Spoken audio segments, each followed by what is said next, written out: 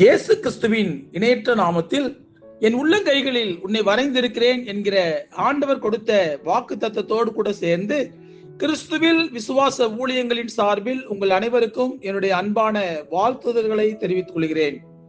இன்றைய நாளுக்கான golden apple சங்கீதங்களின் புஸ்தகம் 46 சங்கீதம் 11 சேனைகளின் கர்த்தர் நம்மோடு இருக்கிறார், யாக்கோபின் தேவன் நமக்கு உயர்ந்த அடைக்கலமானவர். இன்றைய செய்தியின் தலைப்பு சேனைகளின் கர்த்தர் நம்மோடு இருக்கிறார். சேனைகளின் கர்த்தர் என்பது ஆண்டவருக்கு வழங்கப்படும் முக்கியமான நாமங்களில் ஒன்றாகும். ஆண்டவருக்கு பல்வேறு பெயர்கள் பரிசுத்த வேதாகமத்தில் உள்ளன. அதில் சேனைகளின் கர்த்தர் என்பதும் வல்லமையான ஒரு நாமமாகும். சேனைகள் என்றால் படைகள் என்று அர்த்தம். நம்முடைய ஆண்டவர் எண்ணிலடங்காத பரலோக தூதர்களை தனக்கு கீழ் வைத்து அந்த தலைவர்களுக்கு தலைவராக ஆண்டவர் இருக்கிறார். அதனால் தான் சேனைகளின் கர்த்தர் என்று அழைக்கப்பட்டார். இந்த சேனைகளின் கர்த்தருடைய நாமத்தை பயன்படுத்தி பலர் வெற்றி பெற்றார்கள் என்று பரிசுத்த வேதாகமத்தில் வாசிக்கிறோம். அதில் குறிப்பிடத்தகுந்தவர் தாவீது. தாவீதுக்கு முன்பாக பல போராட்டங்கள் அவ்வப்போது தலை தூக்கி கொண்டிருந்தன.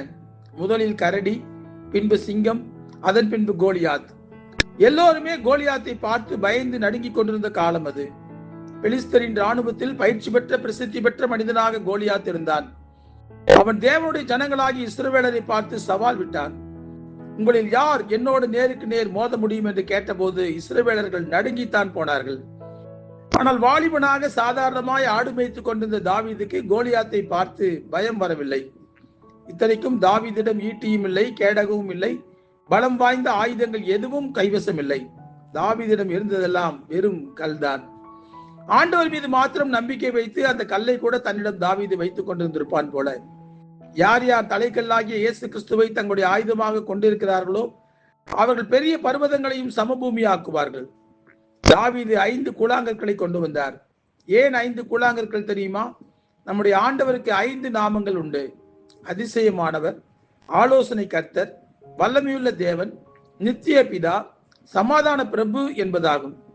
அந்த 5 வெற்றியுள்ள நாமங்களுக்கு அடையாளமாக தாவீதிடமும் 5 கூழாங்கற்கள் இருந்தன. இவைகளை வைத்துக் கொண்டு தாவீது போட்ட வெற்றி முழக்கம் என்ன தெரியுமா? இஸ்ரவேலுடைய இராணுவங்களின் தேவனாகிய சேனைகளுடைய கர்த்தரின் நாமத்திலே உன்னிடம் வருகிறேன் என்று கோலியாத்தை பார்த்து தாவீது முழக்கமிட்டார். தாவீதோடு கர்த்தர் இருந்ததால் தாவீதுக்கு வந்த தைரியம் இது. எண்ண முடியாத அளவு தூதர்களை தம் வசம் வைத்துக் கொண்டிருக்கும் ஆண்டவர் கூட இருக்கும் போது நாம் ஏன் பயப்பட வேண்டும் என்பது தாவீதின் விசுவாசம். அந்த விசுவாசம் தாவீதுக்கு வெற்றியை கொடுத்தது. ஒரே ஒரு கல்லை சுழற்றி கோலியாத்தை நோக்கி தாவீது எறிந்த போது அது அவன் நெற்றியிலே பட்டது. சாதாரணமாக ஒரு மனிதனுடைய நெற்றியில் அடித்தால் அவன் பின்புறமாக விழுவான். ஆனால் கோலியாத்தோ தரையிலே முகம் குப்புற விழுந்தான் என்று பைபிளில் வாசிக்கிறோம். தாவீதோடு கூட இருந்த சேனைகளின் கர்த்தரும் கோலியாத்துக்கு விரோதமாக யுத்தம் செய்ததன் விளைவு அது. தாவீதின் நம்பிக்கை அங்கு வீண் போகவில்லை. தாவீதை ஆண்டவர் வெட்கப்படுத்தவும் இல்லை. ஆண்டவரை மட்டும் சார்ந்து கொள்கிறவர்கள் யாராக இருந்தாலும் இந்த உலகத்தில் அவர்கள் வெட்கப்பட்டு போவதில்லை. அதற்கு காரணம் சேனைகளின் கர்த்தர் நம்மோடு கூட இருப்பதால் தான். அவர்தான் நமக்கு உயர்ந்த அடைக்கலமானவர். அவரை உறுதியாய் பற்றி கொள்வோம். இன்றைக்கு நமக்கு விரோதமாக பலர் எழும்பலாம். பிசாசு நமக்கு விரோதமாக பல தந்திரங்களை செய்யலாம். தலைமுறையாய் வருகிற சாப கட்டுகள் நம்மை கீழே வீழ்த்த நினைக்கலாம். சரீரத்திலே மரணத்துக்கு ஏதுவான வியாதிகள் வரலாம். எதை பார்த்தும் பயப்படாதீர்கள். எல்லாவற்றுக்கும் எதிராக நம்முடைய ஆண்டவர் யுத்தம் செய்வார். அவர் யுத்தம் செய்யும் போது நமக்கு விரோதமாய் எழும்புகிற எந்த ஒரு காரியங்களாக இருந்தாலும் அவைகள் ஒன்றுமில்லாமல் போகும். அந்த சேனைகளின் கர்த்தர் நம்மோடு கூட இருக்கிறார் என்பதை எப்போதும் விசுவாசித்து அவரை நோக்கி பார்ப்போம். ஜெபிப்போமா? அன்புள்ள ஆண்டவரே, சேனைகளின் கர்த்தர் எங்களோடு கூட இருக்கிறீங்க என்ற நம்பிக்கை தான் எங்கள் வாழ்க்கையிலே எங்களுக்கு தைரியத்தை கொடுக்கிறதப்பா. நீர் எங்களோடு கூட இருக்கும்போது எதற்கும் நாங்கள் பயப்பட வேண்டிய அவசியம் இல்லை.